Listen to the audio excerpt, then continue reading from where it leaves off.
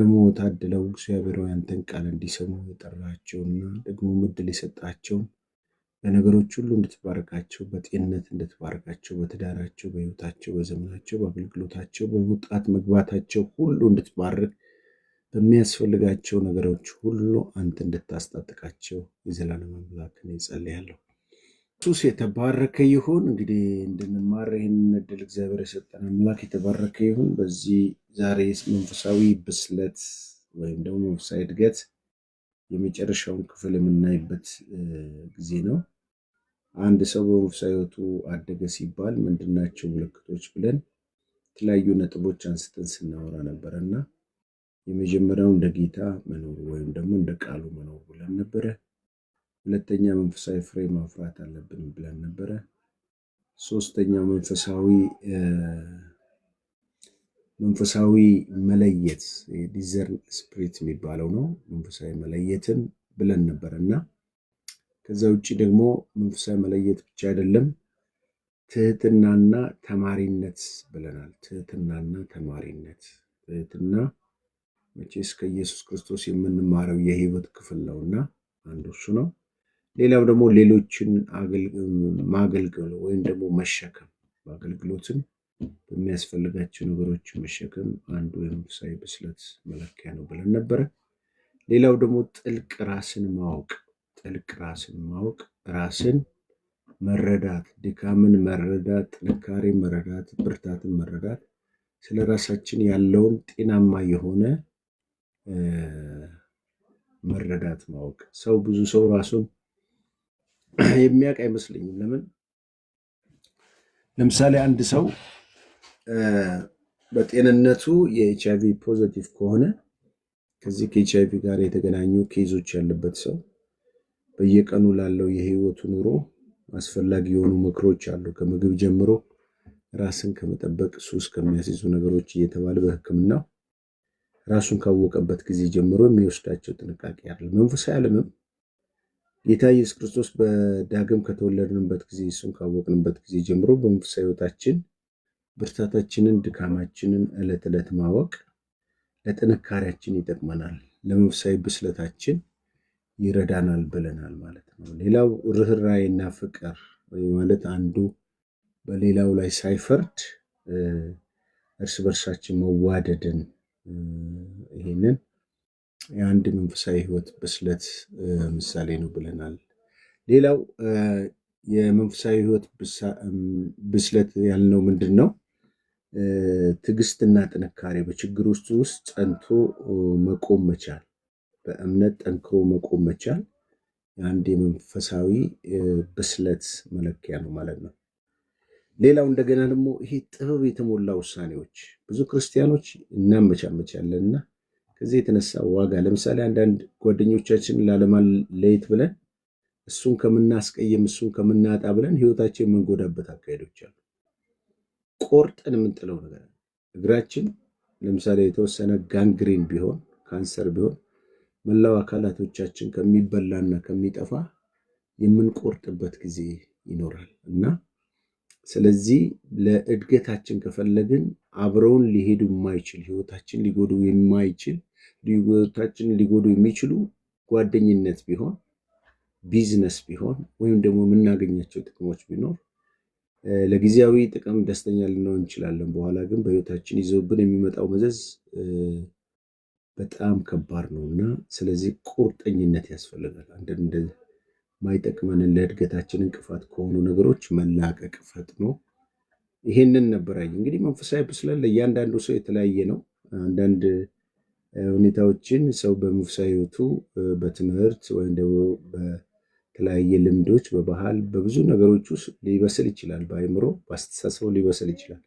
መንፈሳዊ ብስለት ግን ከእግዚአብሔር ቃልና ከመንፈስ ቅዱስ ወይም መንፈሳዊ ልምምዶችን ከማድረግ ጋር በተገናኘ እነኝህን ነገሮችን በማድረግ የሚመጣ ብስለት ነው። ይህን ይመስላል ያለፈው እስካሁን የተማርናቸው ሀሳቦች እነዚህን ይመስላል። ስለዚህ በመንፈሳዊ ብስለት ዙሪያ ያለ የመጨረሻው ትምህርት ክፍላችን አንድ ነገር እንደው ማወቅ ወደ ዛሬው ከመሄዴ በፊት ማወቅ ያለብን ነገሮችን እንድናውቅ ከተፈለገ አንዳንድ ሰው ረጅም ዘመን ስለኖረ የሚበስል ይመስለዋል። መንፈሳዊ ህይወቱ ያደገ ደግሞ የሚያድግ ይመስለዋል። ብዙ መረጃ መኖር። አሁን አንዳንድ ጊዜ ሚዲያ ጭንቅላት ያላቸው ሰዎች አሉ። እንትና እንደዚህ ያለ፣ እንትና እንደዚህ ያለ፣ ከሌ የሚባል ትራምፕ እንደዚህ ያለ፣ ፑቲን እንደዚህ ያለ፣ ጠቅላይ ሚኒስትር እንደዚህ ያለ፣ እንደገና ደግሞ እንትና ቢቢሲ እንደዚህ ያለ፣ ሲኤንኤን እንደዚህ ያለ። ይሄ ጭንቅላትን በማይረባ መረጃ መሰብሰብ እድገት አይደለም። ሌላው እንድናስተውል ፈልጌ ነው። ሌላው ብዙ ዘመን በቤተ ክርስቲያን ውስጥ መመላለስም ራሱ እድገት አይደለም። በጌታ ስንት ዓመትሽ ነው? 10 ዓመት አለፈኝ፣ 15 ዓመት። ሰው እንኳን በ10 እና በ15 ዓመት በእድሜው እንኳን ይበስላል። 10 ዓመት ኖረን 15 ዓመት ኖረን 15 ዓመትና 10 ዓመት የሚሞላ የህይወት ብስለት ከሌለን ኪሳራ ነው። ምንም ሃይማኖተኛ ከመሆን መጨረሻ ላይ ጋቢ ደርበን መሄድ ይሆናል ማለት ነው። ስለዚህ እንድናስተውል ያስፈልጋል። መንፈሳዊ ብስለት ያልሆኑ ነገሮች፣ ብዙ መረጃ መኖር መንፈሳዊ ብስለት አይደለም። ብዙ በቤተ ክርስቲያን መመላለስ መንፈሳዊ ብስለት አይደለም። ሌላው ደግሞ መንፈሳዊ ስጦታ ብቻ እነዚህ ባለፉ ጊዜያቶች በተደጋጋሚ ያስተማርኳቸው መንፈሳዊ ስጦታ ስላለ፣ ትንቢት ስላለ፣ አጋንንት ስላስወጣ፣ ልዩ ልዩ ነገሮች ስላለክ የመንፈሳዊ ብስለት መለኪያ አይደለም። ይህ እንድንገነዘብ ያስፈልጋል። ብዙ ጊዜ ተናግሬዋለሁ። መጽሐፍ ቅዱስ እኮ ከሁሉ የሚበልጠው ስጦታ ነግራቸዋለሁ ይልና ስለ ፍቅር ይናገራል። ትንቢት ቢኖረኝ፣ በልሳን ብናገር፣ እሳትን ማለት እምነት ቢኖረኝ፣ ተራራን የሚያፈልስ እምነት ቢኖረኝ፣ ሰውነቴን ለእሳት አሳልፌ ብሰጥ፣ ፍቅር ግን ከሌለኝ እንደሚንሿሿ ጽናጽል ነኝ ይላል። ስለዚህ ስጦታዎች በሚሰሩት በፍቅር። የሚገርማችሁ እግረ መንገዴን ለጠቅላላ እውቀት በአንደኛ ቆሮንቶስን ከዚህ በፊት እኛ ቸርች ላይ አስተምሬያለሁና ጳውሎስ ሲጽፍ አንደኛ ቆሮንቶስ ምዕራፍ 12 13 14ን የጸጋ ስጦታ አጠቃቀም በሚል ከሌሎች ቤተክርስቲያኖች ጳውሎስ በቆሮንቶስ የጻፋቸውን መልእክት በጣም ከሚገርመኝ ነገር የመጀመሪያው የጸጋ ስጦታውን አይነት ይናገርና ምዕራፍ 12 ላይ ምዕራፍ 12 መጨረሻው ላይ ግን አንድ የሚገርም ቃል ይናገራል። እሱ ምንድነው? ከሁሉ የሚበልጠው መንገድ አሳያቸዋለሁ ይላል። ስለ ጸጋ ስጦታ፣ ስለ ሐዋርያነት፣ ስለ ነቢያት ይናገርና እንዲሁም ስለ 9 ስጦታዎች ይናገርና ግን ከሁሉ የሚበልጠው መንገድ ያቸው ይሄ ጸጋ ስጦታ የሚሰራበትን መንገድ ጠቆም አድርጓቸው 13 ያስገባቸዋል። ያም 13 ሙሉ ስትሄዱ ስለ ፍቅር ከቁጥር 1 እስከ ቁጥር 3 ያለ ፍቅር ሁሉ ከንቱ ስለመሆኑ ያስተምራቸዋል። ከቁጥር 4 እስከ 7 ደግሞ የፍቅር ባህሪያትን ያስተምራቸዋል።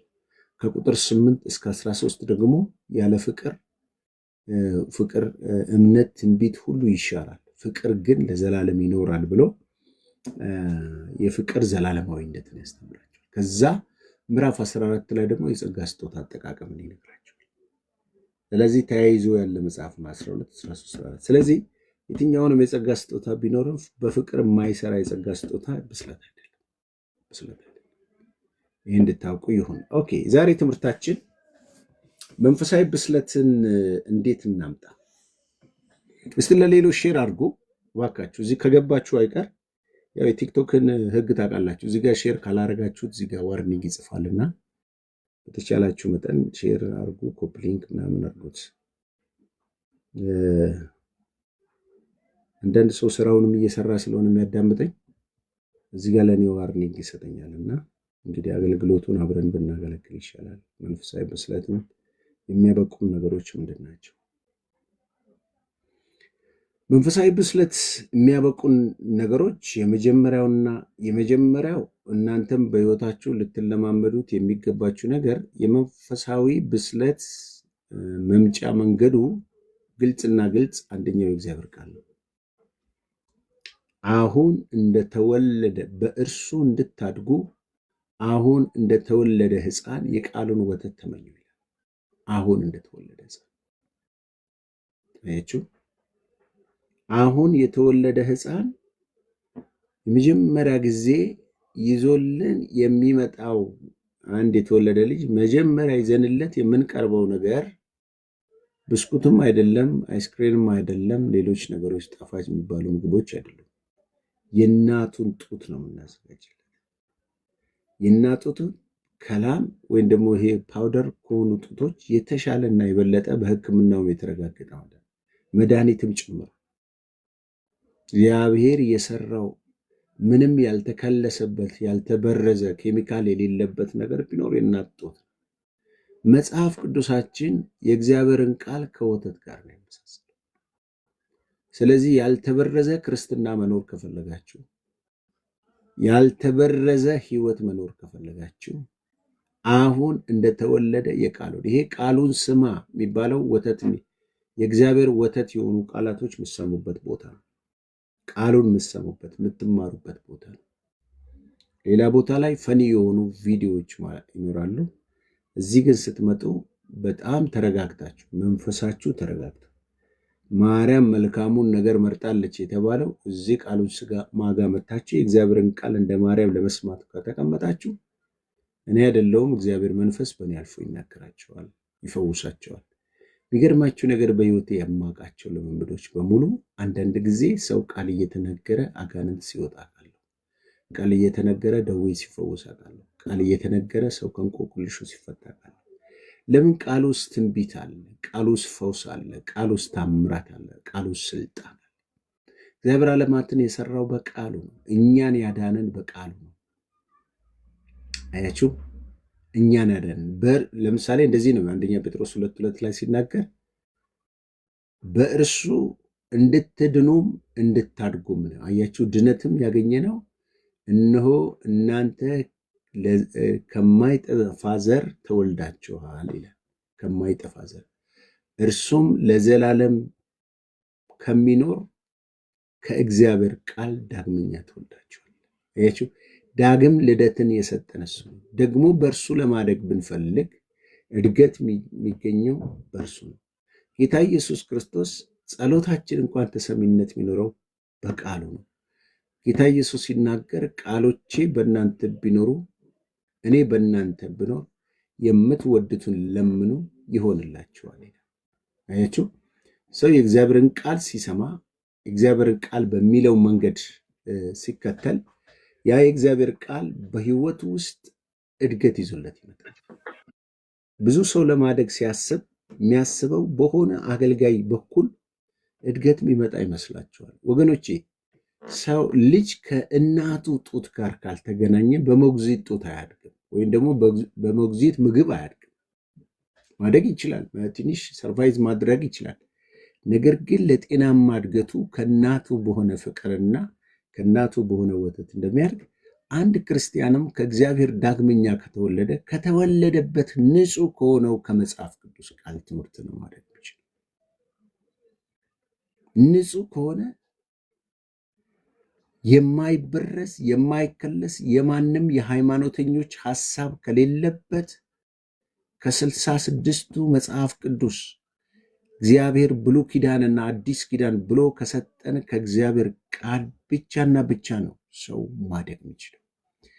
በሰዎች ተረት አያድግም፣ በሰዎች ስብከት አያድግም፣ በሰዎች ምስክርነት አያድግም፣ በሰዎች መጽሐፍ የጻፉት መጽሐፍ የለም በዛ አያድግም።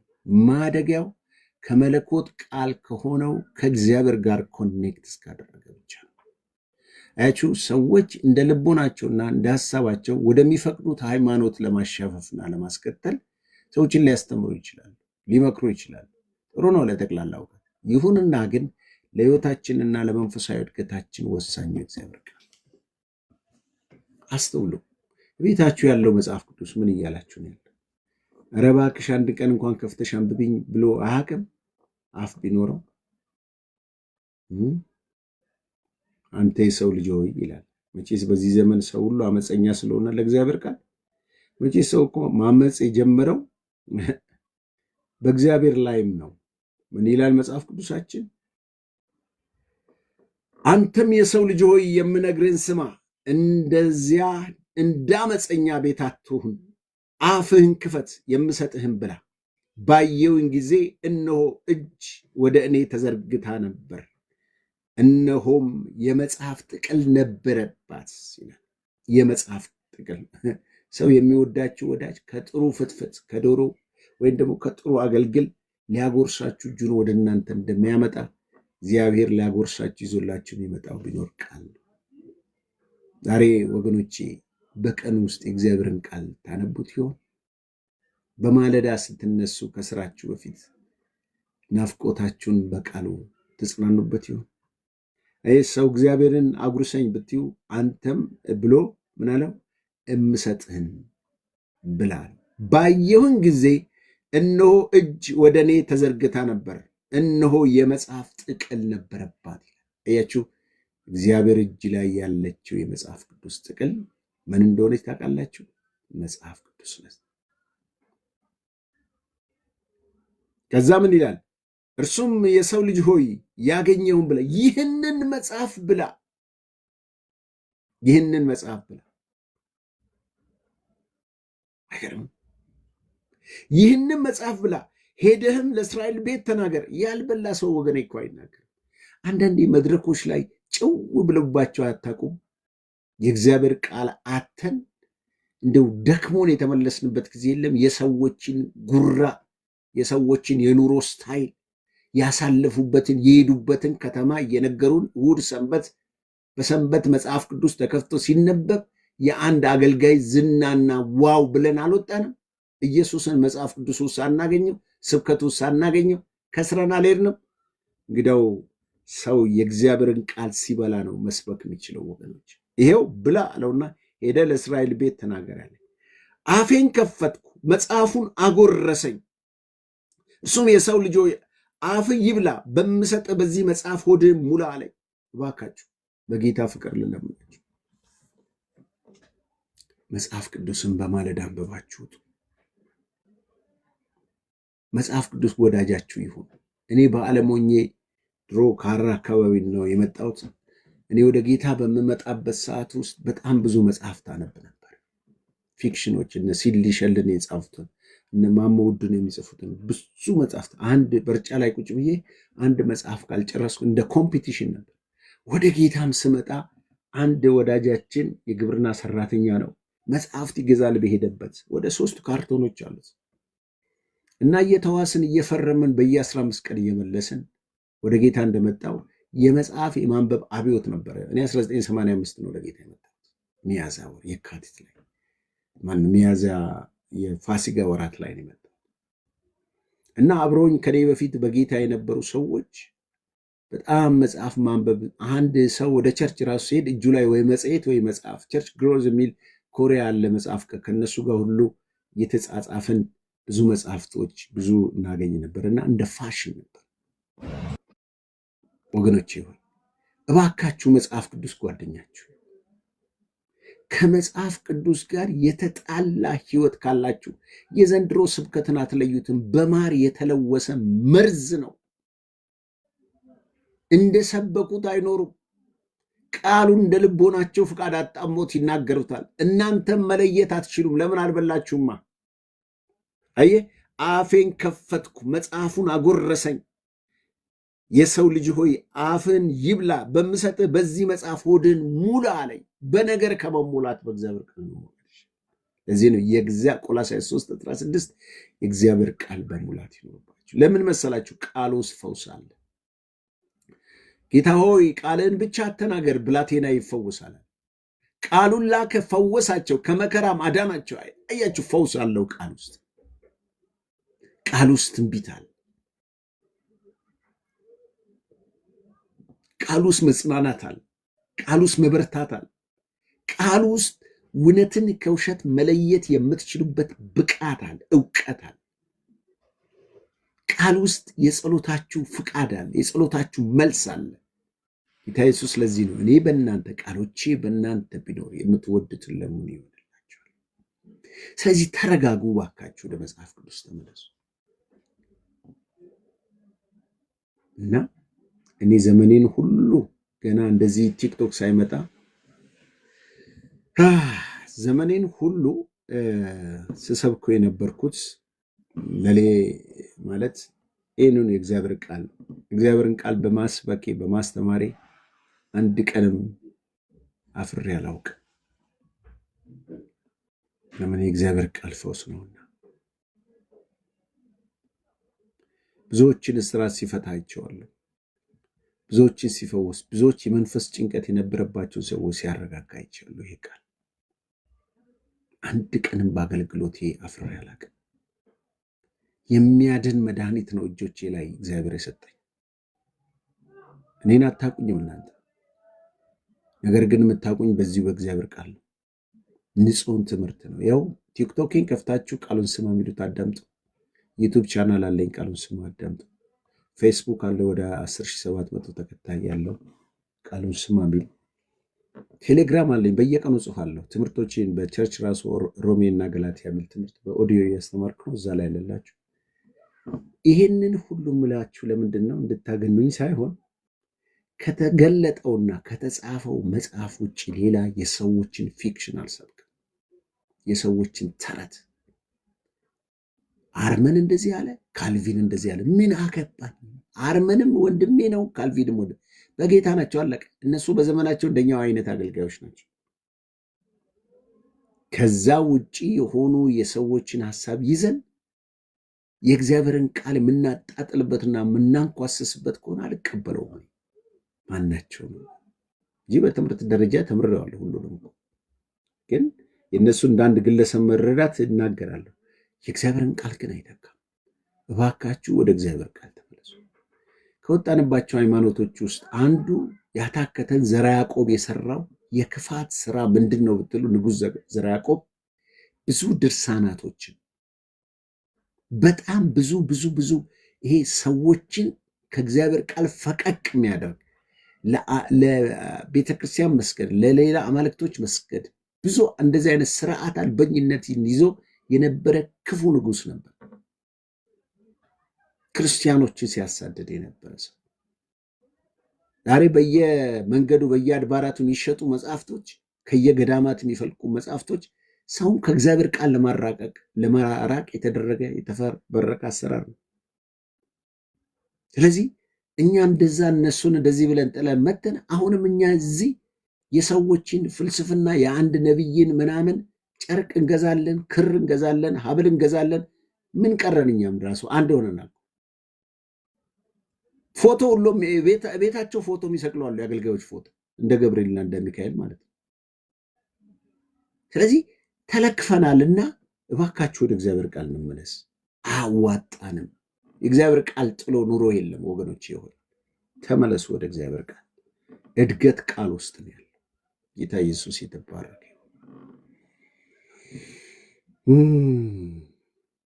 አንዱ ይሄ ነው ማለት ነው የእግዚአብሔር ቃል። ሁለተኛ ማደግ ከፈለጋችሁ 4 ነጥብ ነው የምነግራችሁ። ከዛ ማጠቃለያውን እሰጣችኋለሁ። የዚህን መንፈሳዊ ብስለት የሚለው ትምህርት የመጨረሻ ትምህርት ነው።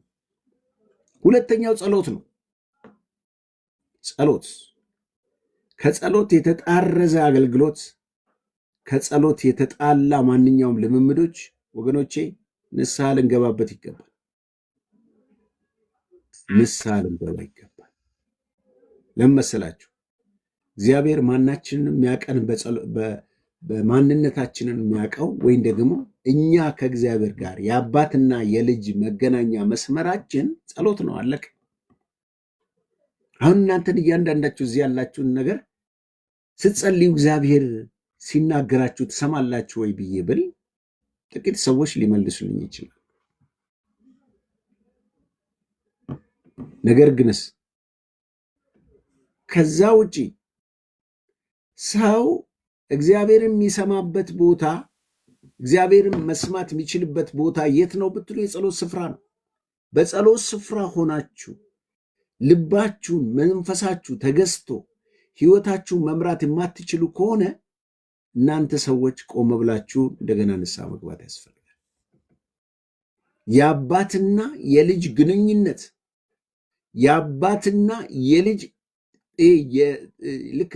ልክ ወንድ ከሴት ጋር ግንኙነት ስታደርግ ባልና ሚስቶች ተራክቦ እንደሚባል በጸሎት ከእግዚአብሔር ጋር መገናኘት ካልቻለን፣ መዋሃድ ካልቻለን፣ መደማመጥ ካልቻለን ወገኖቼ ቆም ብለን እናስብ።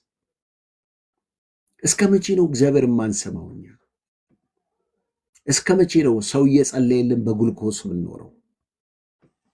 እኔ የአገልግሎቴ ትልቁ ዙምም አለኝና ሁሌ የምናገረው የክርስቶስ ባላደራ የሚል ዙም አለ። ምንድን ነው? የክርስቶስ ባላደራ ተተኪዎችን የማፍራት ራዕይ ነው ያለኝ። ስ ከአገልጋይ ጥገኝነት ተላቆ ራሱን ችሎ እግዚአብሔርን ማገልገል የሚችል ሰው ትውልድ መፍጠር፣ ያንን መፍጠር የሚችል ሰው ነው የምፈልገው።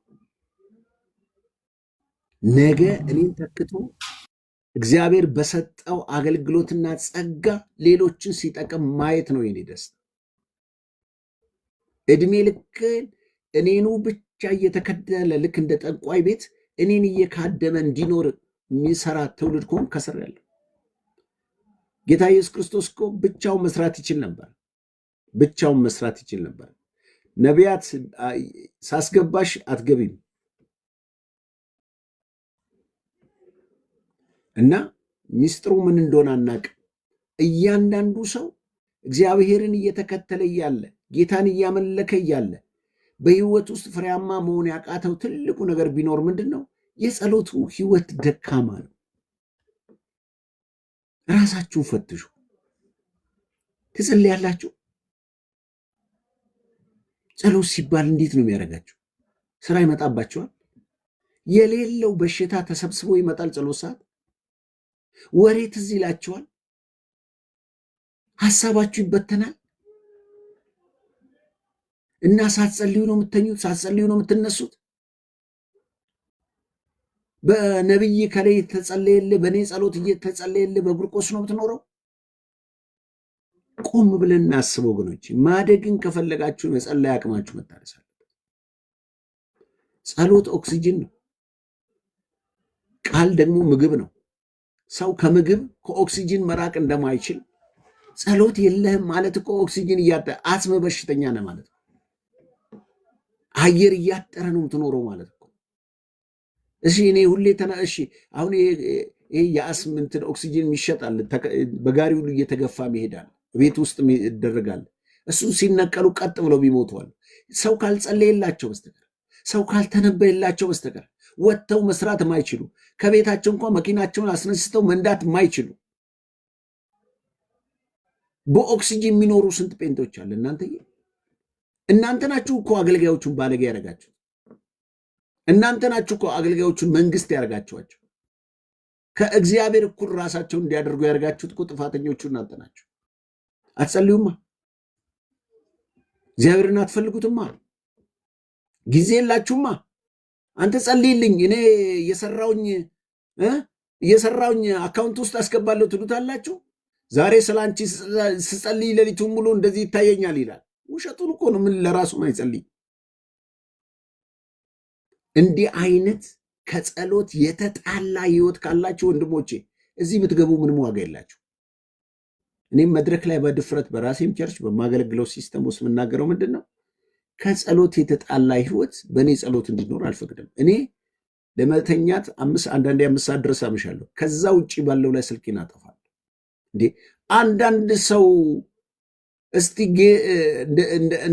እንደ ዘመዶቻችን ሊያደርጉኝ የእግዚአብሔር ሰው እስቲ ቃል አውጣልኝ የሆነ ቃል ገዛ ነው ይለኛል። ተነስቶ መግዛት ነው ይምሮ ቃል ማውጣለት ጉድ እኮ ነው። የሆነ ነገር ለእንትልን ነው እስቲ የሆነ ነገር በልልኝ የሆነ ነገር እስቲ በቀደም አንዷ በዛውም ጠፋች እንጂ አንድ እንትን ልጀምር ነውና እግዚአብሔር እሺ ወይም እምቢ የሚል ከሆነ ንገረኝ አለኝ። እናቴ ምንድን ነው የምታሰብሽው? እንደዚህ ገንዘብ አለሽ ወይ? አዎ እንደዚህ አለኝ። እንደዚህ አለሽ? አዎ እንደዚህ አማካሪዎች አማክረሻል፣ እንደዚህ ሳድርገሽ፣ እንግዲህ እንዲህ ሊሻለ የሰራው ጌታ እግዚአብሔር ተነሽና ተከናወኝ፣ አለቀ። የምን መገለጥ መጠበቅ? አንዳንድ ጊዜ ግን በህይወታችን ውስጥ ምን አለ ደግሞ ሁሉን ኖሮን ሁሉ በእጃችን ሆነን አዲስ ነገር ለመጀመር እግዚአብሔር የምንጠይቅበት ጊዜ አለ። በዚህ ጊዜ አገልጋይ ያስፈልገናል። ለምን? እኛ ካለንበት ውጥረት የተነሳ ድካም የተነሳ መጸለይ አቅቶን አገልጋዮች የሚያስፈልጓቸው ለዚህ ነው። እና ሲጸልዩላቸው አልፎ እግዚአብሔር በእነኛ አድሮ ተይ አይቀጤ ሊል ይችላል። እኔ እናምናለሁ፣ ደግሞ እንደዛ እያረኩ ነው ያለው። ሁሉን ነገር ኮሽ ባለ ቁጥር እንዲህ እኛ ልጅ መሆናችን ትተን እንደ እጅ ጠባቂ እንድንሆን ያደረገን መንፈስ ምንድን ነው? ለምን አንበረከክም? ለምን አንጸልይም? ጎበዝ እባካችሁ መጽሐፉ በአንደኛ ተሰሎንቄ 5:17 ላይ ሳታቋርጡ ጸልዩ ነው። ሳታቋርጡ ጸልዩ ማለት ስራ ፈታችሁ ጸልዩ ማለት አይደለም። ሁሌ ጊዜ ከእግዚአብሔር ጋር መገናኘት። ይኸውላችሁ ስራ እየሰራችሁ ምግብም እየሰራችሁ መኪናችሁን እየነዳችሁ የሆነ ነገራችሁን እያከናወናችሁ ከእግዚአብሔር ጋር መገናኘት ይቻላል። ጸሎት ማለት ከእግዚአብሔር ጋር መገናኘት እንጂ በር ዘግቶ 24 ሰዓት መጮህ ማለት አይደለም። እሱም ያስፈልጋል፣ ግን እንደዛ ማለት ሳታቋርጡ ማለት አመቱን ሙሉ ስራ ሳሰሩ ጸልዩ ማለት አይደለም። ከእግዚአብሔር ጋር መገናኘት፣ ከእግዚአብሔር ጋር ዲያሎግ ማድረግ፣ ማውራት። አብርሃምና እግዚአብሔር አንድ ከተማ ላይ 50 ሰው ቢኖር ስለ 50 ሰው አትምርም ወይ? 50 ሰው ካገኘው እምራለሁ አለ። እሺ 40 እስካለው 40ም ካላገኘው እሺ ልቀጥል 30 እምራለሁ አለው። 20 እምራለሁ 10 1 አለው። ተመልከቱ። ይህንን ሁሉ የሚልበት ትልቁ ነገር ምንድን ነው? እግዚአብሔርና አብርሃም ዲያሎግ ነው ያደረጉት። ጸሎት ዲያሎግ ነው። ጸሎት ከእግዚአብሔር ጋር ማውራት ነው። ከእግዚአብሔር ጋር ኮኔክት ማድረግ ነው። ከእግዚአብሔር ጋር ተራክቦ ማድረግ ነው። እግዚአብሔርን ማግኘት ነው። ጸሎት ስፍራችን የማያሰለችን የተረጋጋ መንፈስ የሚኖረን የመጀመሪያና መጀመሪያ ጸሎት እንደ ግዴታ አትወሰዱት። ሁለተኛ ጸሎት ደግሞ የሚጸለየው በመንፈስ ቅዱስ ነው። ይሁዳ ምዕራፍ 20 ቁጥር 20 ላይ ምን ይላል? በመንፈስ ቅዱስ ጸልዩ ይላል።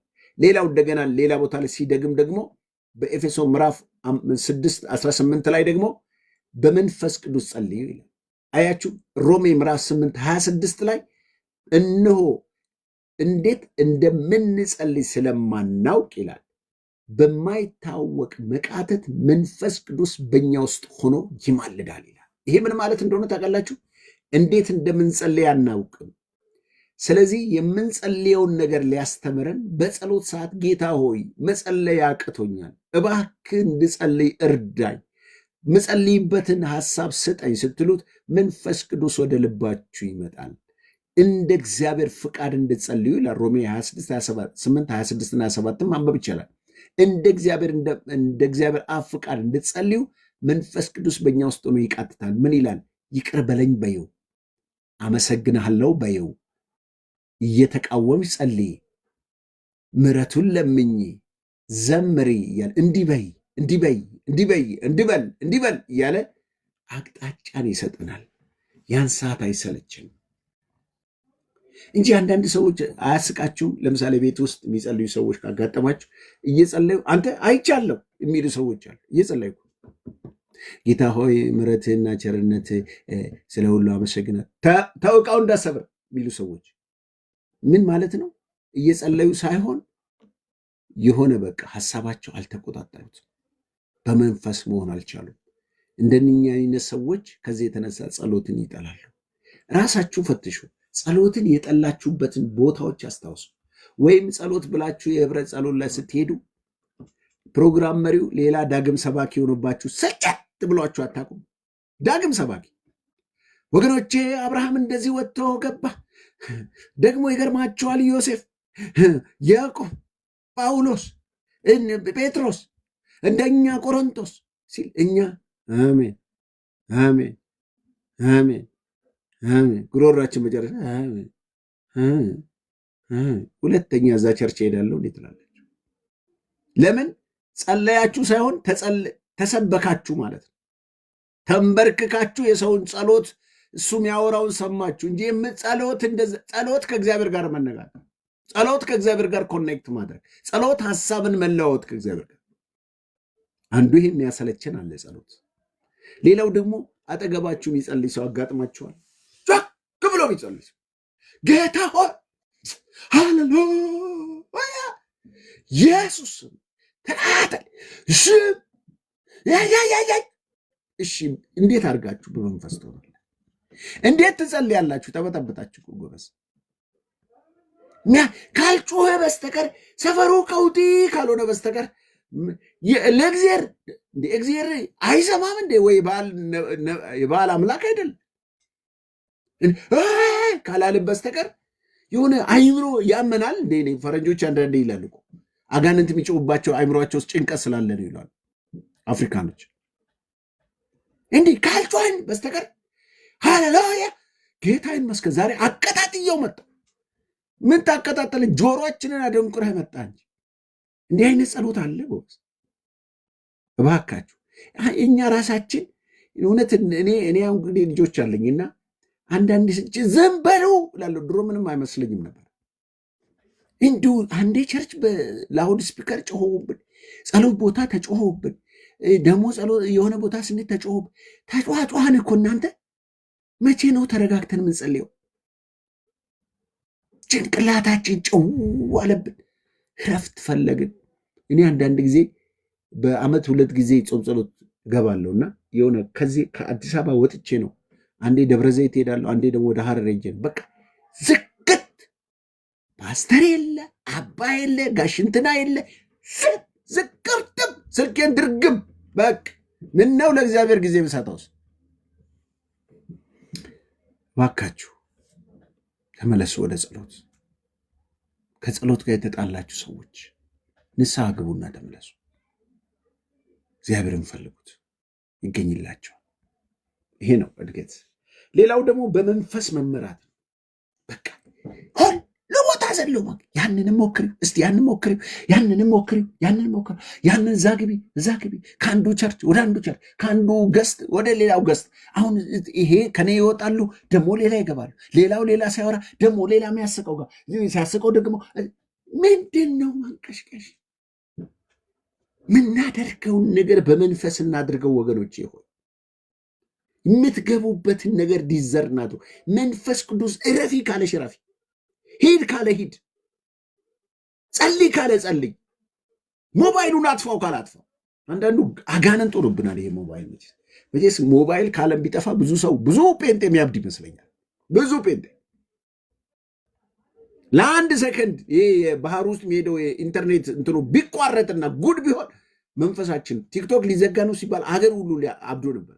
ስንት እብዱን ያየንበት፣ እንደው ችግር ያለበት፣ ትዳር ችግር ያለበት፣ ህይወት ችግር ያለበት፣ አጭበርባሪውን ጴንጤውንም አስመሳዩንም ገዳዩንም አፍኖም ይሄን ሁሉ ጉድ አየን አይደለ? ጭንቅላታችን ተበጠበጠ። ስለዚህ ዛሬ ልንገራችሁ፣ በመንፈስ መመራትን ተለማመዱ። አንድ ቦታ ለመሄድ ጌታ ሆይ እባክህ ጓደኛዬን ልጠይቅ ልሄድ ነው ልሂድን ብላችሁ ጠይቁ።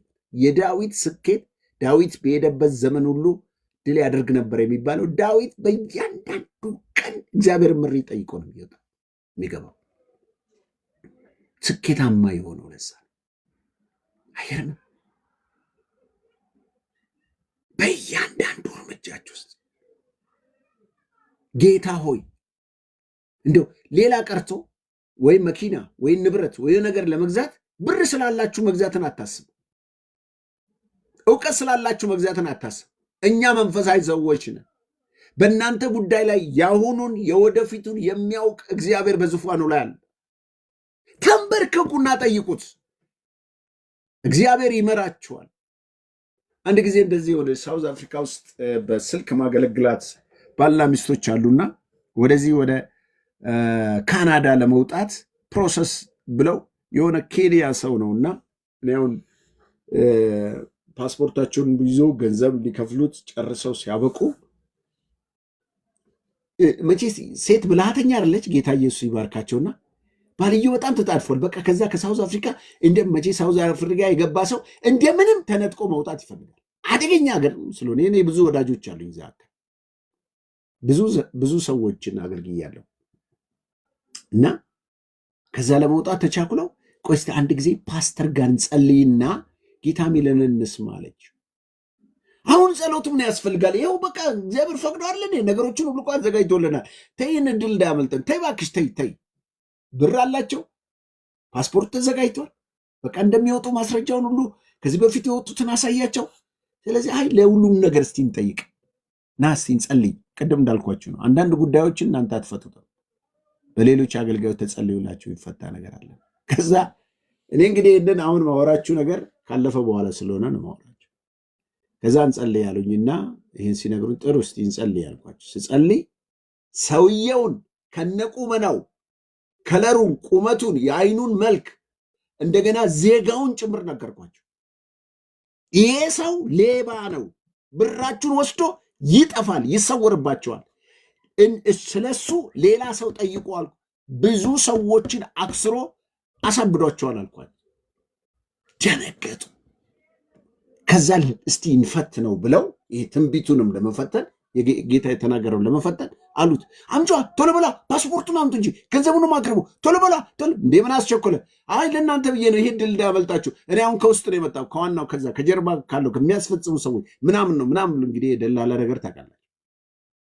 ከዛ እስቲ ከዚህ በፊት የወጡትን ሰዎች ወይም ደግሞ የሰራላቸው ሰዎች አንዶቹን ንገረን አሉት። እንደዚህ ብሎ ሄዶ ሲጠይቅ እንዳሰጡ ሌባ ነው አላቸው። እሱ አገር የብዙዎችን እህቶችና እንትኖችን የዘረፈ ነውና ተጠንቀቁ አለ። አንተ ሌባ ልትበላን ነበር ሲል እናንተ የሰደባቸው ስድብ ሊደበድባቸው ሁሉ ደረሰ። ለደንታችሁ ነው ብሎ ትቷቸው ሄደ። እግዚአብሔር ብራቸውንም ህይወታቸውንም አስተፋ። በጣም በመከራ ብር ሰብስበው ያሉ ሰዎች ናቸው። ስለዚህ ወንድሞቼ እህቶቼ፣ ሰው በመንፈሳዊ ህይወቱ ብስለት ማግኘት ከፈለገ በመንፈስ መመራትን ተለማመዱ። በመንፈስ የሚመሩ እነዚህ የእግዚአብሔር ልጆች ናቸው ይላል። በመንፈስ የሚመሩ እንዴ! እኛ ውስጥ እኮ መንፈስ ቅዱስ አለ ጎበዝ፣ አይገርም? የሚመራን መንፈስ አለ። በመንፈስ ተመላለሱ አይልም የእግዚአብሔር ቃል? የእግዚአብሔር መንፈስ ወደ እውነት ሁሉ ይመራል አይልም? አንደኛ ዮሐንስ ላይ ደግሞ 2:20 ላይ እኮ በእናንተ ውስጥ ያለው ቅባት ሁሉን ያስተምራቸዋል አይልም? እውነቱን ከውሸት ይለያል አላለም? ስለዚህ እኔና እናንተ ውስጥ ዳግም በተወለደ ሰው ማንነት ውስጥ የእግዚአብሔር መንፈስ አለ። እናንተ የእግዚአብሔር መንፈስ ማደሪያ የእግዚአብሔር ቤተ መቅደሶች ናቸው። ይኸውላችሁ ማንም አገልጋይ ባይኖር በጎቼ ድምፄን ይሰማሉ ይከተሉኛል ያለ ኢየሱስ እናንተ ውስጥ በመንፈስ ቅዱስ አማካኝነት ድምፁን ያሰማቸዋል። እውነቱን ከውሸት ይለይላቸዋል። ወደ ትክክለኛ ስፍራ ይመራቸዋል። ይህን ልምምድ ውስጥ ካላችሁ በእርግጥም እናንተ መንፈሳዊ ብስለት ውስጥ ነው ያላችሁት። ስለዚህ አንዱ መንፈሳዊ ብስለት በሕይወታችን እንዲሆን ከፈለግን በቃሉ፣ በጸሎት፣ በመንፈስ መመራት፣ በመንፈስ ቅዱስ ኃይል መሞላት፣ በመንፈስ ቅዱስ ልምምድ ውስጥ መግባት፣ ይሄ ለሕይወታችን እድገት በጣም ወሳኝ ነው። የመጨረሻው ለእድገታችን የሚጠቅመን የመጨረሻው በክርስቲያን ወይም በቅዱሳን ህብረት ውስጥ ጆይን ማድረግ፣ በቅዱሳን ህብረት ውስጥ መካፈል። ህብረት አትጥሉ። አንዳንድ ሰው እኔ ሰው አልወድም ይላል። እናቴ እንጨት እንኳን ብቻውን አይነድ። ህብረት የሚጠላ ይሄ ገዳማዊ አስተሳሰብ መንፈሳዊ ነገርን የሚያጣጥል የቤተ ክርስቲያንን ህብረት የሚያጣጥል እንግዳው መጽሐፉ በመዝሙር 133 ከ1 እስከ 3 እንደዚህ ይላል፣ እነሆ ወንድሞች በህብረት ቢቀመጡ መልካም ነው ይልና፣ ምኑ ነው መልካም ብትሉኝ፣ በዛ ህይወትን በረከትን ያዛል ይላል። እግዚአብሔር ምን ታደርጋለህ ህብረት ውስጥ ብትሉ፣ ህይወትን ያዛል፣ በረከትን ያዛል። በህብረት ውስጥ በረከት አለ፣ ህይወትን አለ። ህብረት ማለት በአካል ውስጥ እንዳለ ብልት ማለት ነው። በአካል ውስጥ እንዳለ ብልት አይገርም? በአካል ውስጥ እንዳለ ብልት። አካል ውስጥ ያለውን ብልት እስቲ እንጠይቀው። ከብልቶች አንዱን ጠርታችሁት እጅ አያስፈልገኝም፣ እጅ አያስፈልገንም ብለው በአመፅ ቢነሱ መያዝን፣ መጉረስን ብቻ እጅ የሚሰራውን ነገር ኬት ያመጣዋል? አንዳንድ ጊዜ እንደዚህ ይባላል፣ እግር እንደዚህ ያላሉ እኛ በተራገጥ ነው እጅ ዋንጫ ይወስዳላል። እግር ኳስ ተጫዋች ማለት ነው። እኛ በተራገጥ ነው፣ እኛ በተቀጠቀጥ ነው ዋንጫው የሚወስደው ማን ነው? እጅ ነው። ስለዚህ መጽሐፉ በአንደኛ ቆሮንቶስ 12 ጀምራችሁ ብታነቡ አይን አያስፈልግንም ካለ ጆሮ ማየትን ማን ይሆንለታል? ጆሮ አያስፈልግም ብንል መስማት ማን ይሆንለታል? እንደዚሁ እናንተ በክርስቶስ አካል ውስጥ ታስፈልጋላችሁ። ወንድሞች ጠቃሚዎች ናቸው። ዝም ብላችሁ ወደ ጌታ አልመጣችሁ። በእውነት ቃል አስቦ ነው የወለዳችሁ። ትጠቅሙኛላችሁ ብሎ ነው ጌታ የጠራችሁ። ስለዚህ ህብረት አትጥሩ። በቤተ ክርስቲያን ማትሳተፉ ሰዎች እኔ እውነቴን ነው ብለው እንደዚህ ተሳክቶላቸው ያመሰገኑኝ የባረኩኝ ሰዎች አሉ። ከህብረት ርቀው ወደ ህብረት ተመልሰው ተባርከው ያንን ህብረት እንደገና ሲያጣጥሙት የተፈወሱ የተባረኩ ሰዎች ሲባርኩኝ አውቃለሁ። በተለይ ይሄ ቲክቶክ ውስጥ በጣም ከሚያጋጥመኝ አንዱ ነገሮች ቸርች የሌላቸው፣ ፓስተር የሌላቸው፣ አጽናኝ የሌላቸው፣ አስተማሪ የሌላቸው አንዳንድ የሚኖሩበት ከተማ ለምሳሌ በውጭ ያሉ ዲያስፖራ ወንድሞቻችን እንደ እንግሊዝ፣ አውሮፓ፣ ሌሎች ከተማ ላይ ከፈረንጆች ብቻ ያሉበት ነው ወይ አሜሪካንም ያሉበት ስቴት ላይ ከቸርች የራቁ አካባቢ ናቸው። ስለዚህ ምንም የእግዚአብሔር ቃል አይሰሙም። እንደዚሁ በዙም እንዲሁም ደግሞ በቲክቶክ በኦንላይን ስራ ነው የሚሰሩትና ስለዚህ አባትነት አያገኙም፣ እረኝነት አያገኙም፣ ወንድምነት አያገኙም፣ እህትነት አያገኙም እና ይጎዳሉ። ብዙ ጊዜ ይተውታል መንፈሳዊ ነገራቸው እና እኔ ሳገኛቸው ተመልሼ አስተምሬ በሳምንት አንድ ቀን ቁጭ እያልኩ ዮሐንስ ወንጌል እያስጠናው እንደገና በርትተው ከዛ በኋላ ወደ እኔ ጋር ሩም ገብተው የዙም አገልግሎት ውስጥ ገብተው ስቲል እስካሁን የጠቀሙ ሰዎች አሉ። እንዲሁም ደግሞ እንደዛው ተስተካክለው ህይወታቸው፣ ትዳራቸው፣ ቤታቸው ተስተካክለው ከቸርች ጋር ጆይን አድርገው ትልቅ አገልጋይ የሆኑ ሰዎችን አውቃለሁ። ስለዚህ ወገኖች ህብረት በጣም ጠቀሜታ አለው። ለማደግ ከፈለጋችሁ በአካል ውስጥ እንዳለ ብልት እድገት ያለው አካል ውስጥ ነው። እጅ አላስፈልግም ከነኚህ ከአመፀኞች አካላት ጋር አልሄድም ቢል ከሰውነት ቢገነጠል አያድግም፣ ይደርቃል እንጂ ይሞታል። ቅርንጫፍ በወይን ግንዱ ላይ ባይኖር በራሱ ፍሬ ሊያፈራ እንደማይችል እናንተም በእኔ ባትኖሩ ልታፈሩ አትችሉም ይላል። ስለዚህ ባላችሁ መንፈሳዊ እንቅስቃሴ ማደግ ከፈለጋችሁ ከቅዱሳን ጋር ህብረትን አድርጉ። ህብረት አትጥሉ። ህብረት አትጥሉ። ህብረት መጥላት አያስፈልጋችሁም ወገኖች። በሚያስፈልጋችሁ ነገር ሁሉ እግዚአብሔር ከጎናችሁ እንዲሆን በነገሮች ሁሉ እንዲባርካችሁ ከተፈለገ የቅዱሳን ህብረትን አድርጉ። የቅዱሳን ህብረት ህይወታችሁን ያብባል። የቅዱሳን ህብረት ለምሳሌ ተመልከቱ። እዚህ ሮም ውስጥ እኔ በማስተማር አገለግላል፣ ሌላው በዝማሬ ያገለግላል፣ ሌላው በጸሎት ያገለግላል። አንዳችን ለአንዳችን የምንጠቃቀመው እግዚአብሔር በሰጠን አካል ውስጥ ያለው ብልት እስቲ ስራቸውን ተመልከቱ። እንዴት ህብረት አያስፈልገንም ይባላል።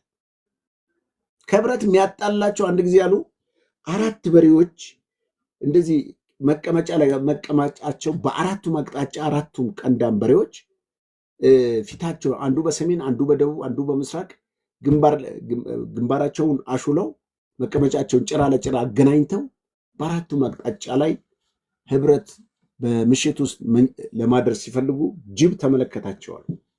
ስለዚህ እነኚህ ጅቦችን እንዴት አድርጌ ነው በታትኜ የምበላቸው ብሎ አሰበ። ምክንያቱም አንድነት ኃይል ሆኖላቸዋል። አንድነት ኃይል ሆኖላቸዋል። ባሉበት ኃይል ውስጥ ቀዳዳ ሊያገኝ አልቻለም።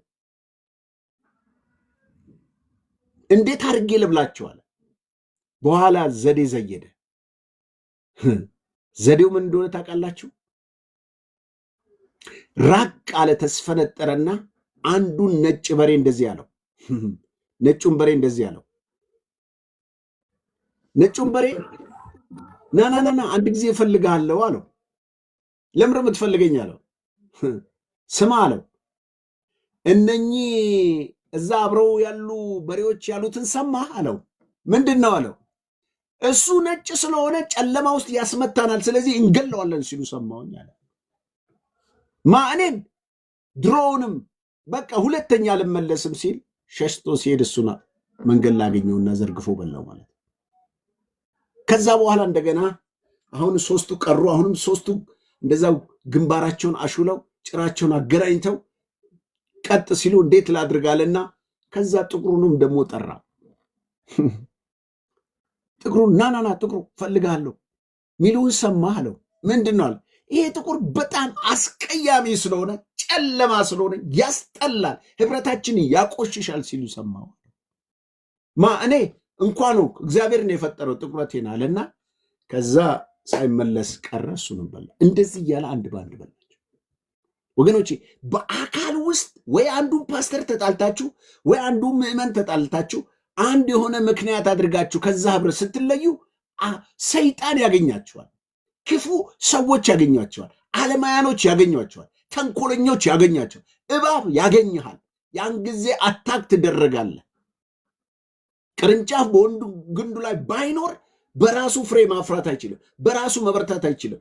እኔ እኮ ስላለው ነው እናንተ የመጣችሁት፣ እናንተም ስላላችሁ ነው እኔ የምለፈልፈው እንጂ ሌላ እዚህ ቦታ ላይ ምን ይገኛል ብላችሁ አያችሁ። አንዳችን ለአንዳችን እንጠቅማለን። እኔ በቃል አገለግላችኋለሁ፣ እናንተ በጸሎት ከኔ ጋር ትቆማላችሁ፣ በሚያስፈልጋችሁ ነገር ሁሉ እንረዳዳል። በእንደዚህ አይነት ስናገለግል ህብረት ጠቀሜታውን እናውቃለን። ስለዚህ ወንድሞቼ እህቶቼ፣ በእውነት ዛሬ የምላችሁ ነገር ማደግ ከፈለጋችሁ በአገልግሎት በጸሎት እኔ ብዙ ህብረት አለኝ። እዚህ በቴሌግራም ቅድም አስተምራለሁ ብያቸዋለሁ፣ በጽሁፍና በኦዲዮ አስተምራለሁ። ሌላው ዙም አለኝ፣ ሌላው ደግሞ ይሄ ቲክቶክ አለ። እዚህ ከኔ ጋር ህብረት የሚያደርጉ አንዳንዶች አሉ እዚህ ውስጥና የሚገርመኝ ነገር በዚህ ህብረት ውስጥ ተለወጥን ተባረክን ሲሉኝ ነው የሰማሁት። በዚህ እንኳን በቲክቶክ ውስጥ ሰማለሁ፣ ሁልጊዜ ትሰማላችሁ። አንዳንድ ጊዜ የሚናገሩትን መልሼ ለሌላው ሰው እንዴት የተማሩትን ነገር በውስጣቸው እንደቀረላቸው ሁሉ ሼር ማድረገው ጊዜ አለ። አያችሁ፣ በእናንተም በህብረት ውስጥ በመገኘታችሁ ዛሬ ከኔ ጋር ቁጭ ብላችሁ ይህን ቃል ስለሰማችሁ ታደላችኋል። መልካም። የመጨረሻ ለእድገታችሁ ጠላት የሆነውን ዝም ብዬ ቃሉን ብቻ ላንብብላችሁና እንጨርሳለሁና ጸልይላችኋለሁ። እድል ካለን ሀሳብ እንሰጣለን። እንግዲህ ለማደግ ከፈለጋችሁ ከእናንተ የሚጠበቀው ድርሻ አንደኛ፣ ቅድም ካነሳዋቸው ሀሳቦች ውስጥ 4 ነገር ነው የነገርኳችሁ። በቃሉ ፊት መቆየት ወይም ቃሉን መብላት፣ ቃሉን መማር። ሁለተኛ በጸሎት ቀጥሎ መኖር፣ በጸሎት ህይወት ውስጥ መኖር።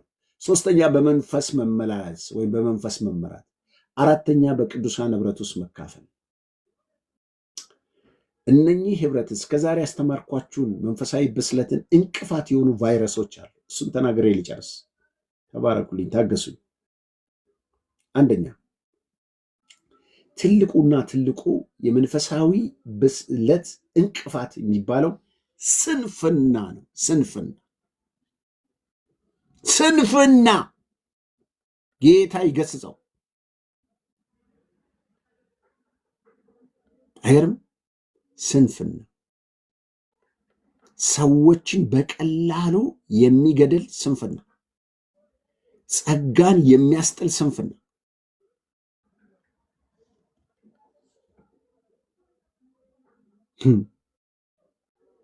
ሰው በእግዚአብሔር ቃልና በጸሎት መትጋት ሲገባው ስንፍና በሕይወቱ ከተጠናወተው መጽሐፍ ቅዱስ ስለ ታካች ሲናገር ታካች ይላል፣ እጁን ወደ ወጨት ከቶ ወደ አፉ ለመብላት ይታክታል ይላል። ተመልከቱ።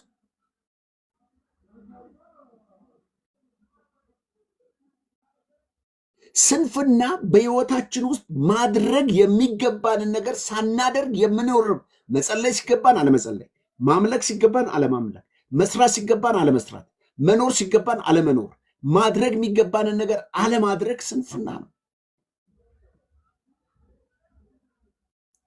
ስንፍና ጠላት የሚጠቀምበት ትልቅ መሳሪያ ነው።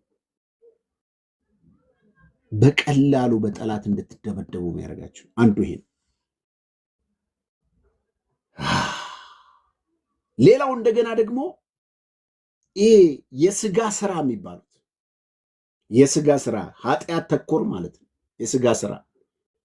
የስጋ ስራ በስጋችን ውስጥ የምናስባቸው ዓለማዊነት አስተሳሰብ፣ ዝሙት፣ ስካር፣ ዘፋኝነት፣ ጥላቻ፣ ቂም፣ በቀል፣ ስድብ፣ ጩኸት፣ ቁጣ፣ ንዴት፣ ኃጢአት ተኮር እነኚህ በሙሉ በህይወታችን ውስጥ ዕለት ዕለት በህይወታችን ሲፈራረቁ ብስለት አይደለም፣ አረን ነው ምንቀረው። እንኳን ልንበስል አይደለም፣ በፍጹም እድገት የሚባል ነገር አይኖርም።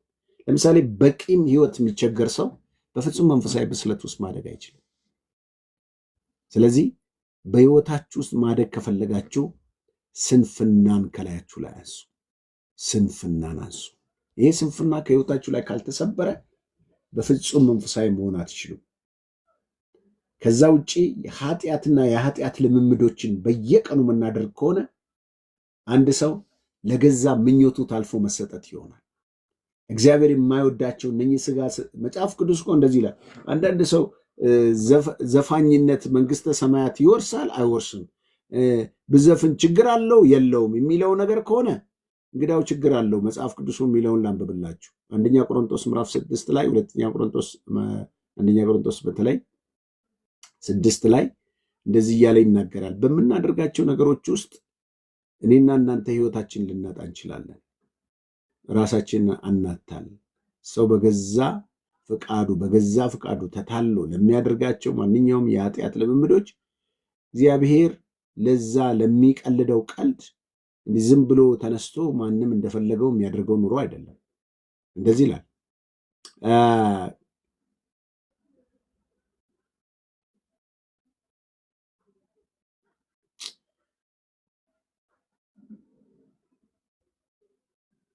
ይህ በገላትያ ምዕራፍ 5 ላይ ይሄን የሚያደርጉ ሰዎች ብዙ ጊዜ ሰዎች ችግር የለውም የሚሉ አማኞች ካሉ ችግር እንዳለው መጽሐፍ ቅዱስ ያስተምረናል።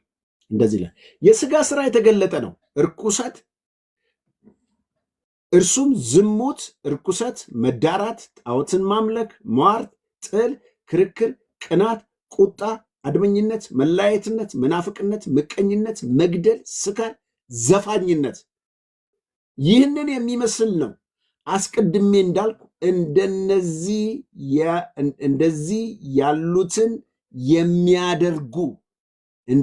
ያሉትን የሚያደርጉ የእግዚአብሔር መንግስት አይወርሱም። 4 ነጥብ ሞክረው ከዛ በኋላ። ስለዚህ ይሄ መንፈሳዊ ብስለታችንን የሚያበላሽ ቫይረስ ስለሆነ ራሳችንን ከዚህና ከዓለማዊ አስተሳሰብ ራሳችንን ማራቅ አለብን። ከንቱ ልምምዶች። ሌላው በህይወታችን ውስጥ ስግብግብነት፣ ይሄ ራስ ወዳድነት፣ ይሄ የገንዘብ ፍቅር የሚባለው ለምሳሌ ይሁዳ ኢየሱስን ሲሸጠው አስቀድሞም ሌባ ነበር ይለዋል ዮሐንስ ወንጌል ላይ። ሰው በገንዘብ ከታወረ እንዴት ከመንፈሳዊ ህይወቱ እንደሚሰበርና እንደሚመታ ይህን ልንገራችሁና እግዚአብሔር ከዚህ ከገንዘብ ከስግብግብነት ህይወት ራሳችንን መጠበቅ እንዳለብን ይናገራል። እንደዚህ ይላል በአንደኛ ጢሞቴዎስ። ገንዘብን ከፍ ብዬ ላንብብላችሁ። ዳሩን ግን ባለጠጋ ሊሆኑ የሚፈልጉ በጥፋትና በመፍረስ ሰዎችን በሚያሰጥም በሚያሰንፍ በሚጎዳ በብዙ ምኞት በፈተና በወጥመድ ይወድቃሉ። ገንዘብን መውደድ የክፋት ሁሉ ስር ነው። አንዳንዶችን ሲመኙ ከሃይማኖታቸው ተሳስተው በብዙ ስቃይ ራሳቸውን ወጉ ይላል። ከሃይማኖት ተሳስተው በብዙ ስቃይ ራሳቸውን ወጉ ይላል። ስለዚህ ከዚህ ከስግብግብነት ከእግዚአብሔር ህይወት ከሚለየን ከገንዘብ ፍቅር ራሳችንን መጠበቅ አለብን። አንተ ግን የእግዚአብሔር ሰው ሆይ ከዚህ ሽሽ። ጽድቅን፣ እግዚአብሔርን መምሰል፣ እምነትን፣ ፍቅርን፣ መጽናትን፣ የዋህነትን ተከታተል ይላል። ከእንደዚህ አይነት ከመጀመሪያው ከስንፍና ከኃጢአት ከስጋ ስራ ከተባለው ከገንዘብ ፍቅር ከዓለማዊነት አስተሳሰብ ከእንደዚህ አይነት ነገር ብንረቅ መንፈሳዊ ህይወታችን እያደገ ይሄዳል። ጌታ ኢየሱስ ይባርካችሁ። እንግዲህ መንፈሳዊ ብስለት የሚለው ትምህርታችን ይህን ይመስላል። ስላዳመጣችሁን ጌታ ኢየሱስ ይባርካችሁ።